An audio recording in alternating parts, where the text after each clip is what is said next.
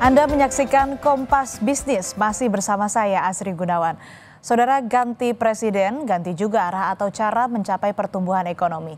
Jika 10 tahun terakhir di era Presiden Joko Widodo, ekonomi banyak bertumpu pada bantuan sosial langsung, berbeda dengan era Presiden Prabowo Subianto yang memilih saving dan investing atau penghematan dan investasi lewat Danantara.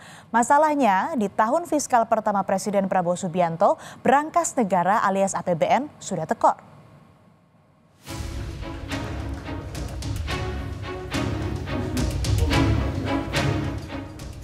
Mimpi besar Presiden Prabowo Subianto yang disampaikan saat kampanye Pilpres 2024 menghadapi rintangan. Ekonomi tidak baik-baik saja. Program makan bergizi gratis, memiliki 48 menteri, membangun super holding BUMN yaitu Danantara, dihadapkan pada brankas negara yang tekor.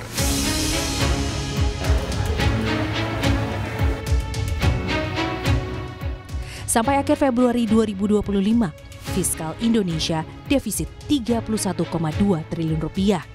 Padahal tahun lalu, dalam periode yang sama, APBN masih surplus sampai 26 triliun rupiah.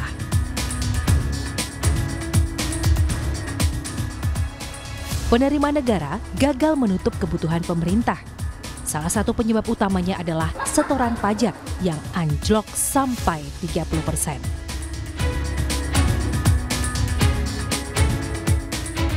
Rinciannya, kalau Februari tahun lalu menyundul 269 triliun rupiah, periode yang sama tahun ini hanya 187,8 triliun rupiah.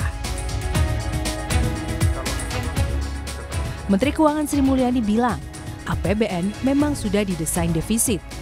Kondisi ini juga diklaim masih dalam hitungan aman pemerintah. Untuk posisi akhir Februari atau ini sebesar 0,13 dari PDB. Saya ingatkan kembali kolom sebelahnya, APBN didesain dengan defisit 616,2 triliun. Jadi ini defisit 0,13% tentu masih di dalam target desain APBN sebesar 2,53% dari PDB, yaitu 616,2 triliun rupiah.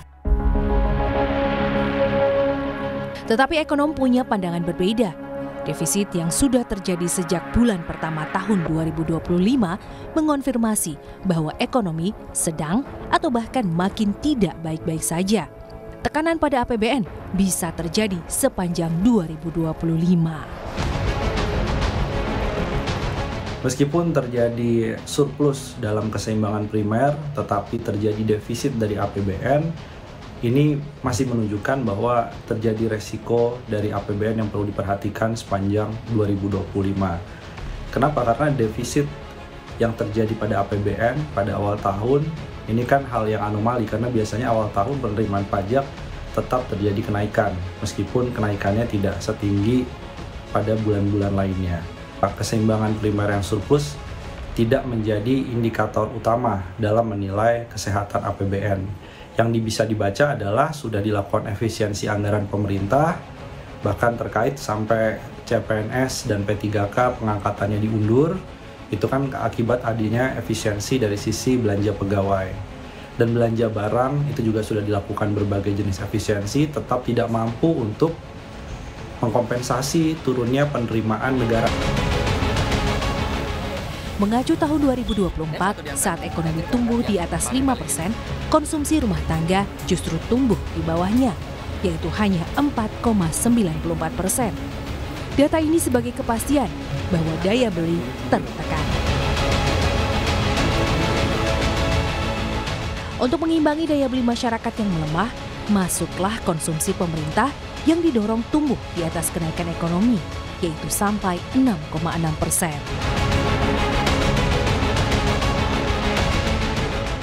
Berbeda dengan tahun sebelumnya yang banyak menggeber belanja, era Presiden Prabowo Subianto melakukan hal baru. Alih-alih spending, pemerintah memilih saving and investing, alias penghematan dan berinvestasi lewat Danantara. Kemudian memang penghematan, yang lagi rame penghematan. Ya, penghematan yang kita lakukan, penghematan putaran pertama oleh Kementerian Keuangan dihemat 300 T. Penghematan putaran kedua 308 triliun. Dividen dari BUMN 300 T. 100 dikembalikan. Jadi totalnya kita punya 750 T. Sepanjang paparan APBN kita pada Kamis 13 Maret 2025, Sri Mulyani banyak menyudutkan masalah global yang menekan ekonomi Indonesia. Sampai saat ini, belum ada data yang mampu meyakinkan masyarakat, bahkan market yang bergejolak. Diah Mega Anjaya, Tim Liputan Kompas TV, Jakarta. 2 hari berturut-turut, indeks harga saham gabungan merespons negatif paparan APBN kita Kementerian Keuangan. Defisit di awal tahun yang kata ekonom jadi anomali menjadi kekhawatiran pelaku pasar tentang pengelolaan keuangan negara. IHSG ditutup di level 6.515 atau anjlok hampir 2% dalam 1 hari. Mayoritas saham berada di zona merah atau terkoreksi. Bursa saham bahkan sudah terkoreksi sejak awal perdagangan. Dalam 1 pekan, IHSG juga sudah turun hampir 2% dengan mayoritas saham berkapitalisasi besar alias blue chip yang juga turun. Dalam 1 hari pada akhir pekan lalu atau 14 Maret 2025, investor asing ramai-ramai melakukan aksi jual saham. Nilainya sampai dengan 1,77 triliun rupiah. Sedangkan kalau ditarik secara sepekan, dana asing yang hengkang mencapai 2,7 triliun rupiah. Belum ada data ekonomi yang berhasil meyakinkan. Saat ini, market hanya bergantung pada pengumuman hasil rapat Dewan Gubernur Bank Indonesia yang akan menahan atau justru menurunkan bunga acuan untuk mendorong pertumbuhan ekonomi.